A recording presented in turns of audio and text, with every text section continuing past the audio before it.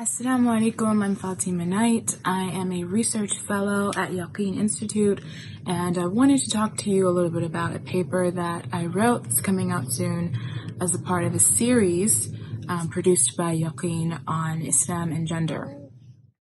Now, the broad topic of Islam and gender is something that I've personally been interested in for many years. It's something that I've been researching for my own personal and academic interest since I was a student at Zaytuna.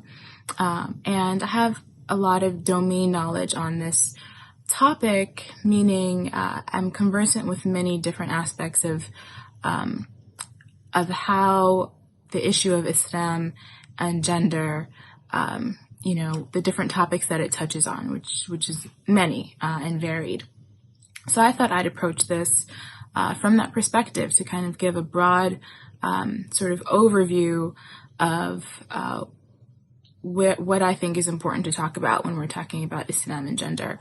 And there are many ways to approach this and many ways to enter into the conversation. But for this paper, I chose to address current concerns from the outset. So I start off talking about the kind of dominant culture's narrative about gender, at least the current culture's dominant narrative about gender. And even though there are, different ways in which, our culture falls when it comes to gender, there is a prevailing narrative that is seen as authoritative. And so I wanted to not ignore that, to bring that up, and to see where we might find any kind of alignment with the normative Islamic scholarly tradition, and where we would have to depart. And so, there's an idea that Muslim scholars, Muslim intellectuals, or sages never really had anything interesting to say about gender, that really those conversations were just focused on legal aspects, meaning roles and rights and duties, etc. But from my experience in my research, the opposite is actually the case, that there's an immense amount of literature by Muslim scholars and intellectuals going back a millennium that talks about gender in really fascinating ways.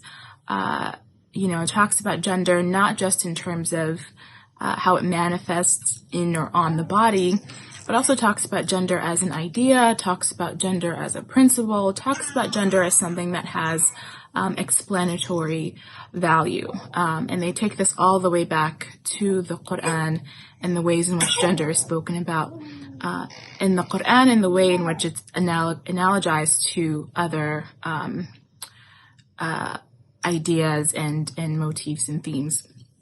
So I wanted to look at that, and what you'll also find in looking at the broad and very interesting literature that Muslim scholars and sages have developed over the centuries regarding gender, the idea of gender, is you'll find, in my opinion, very redeeming conversations and thoughts about the feminine.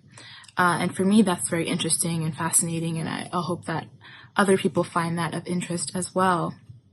So I hope you read the paper and the other papers in the series.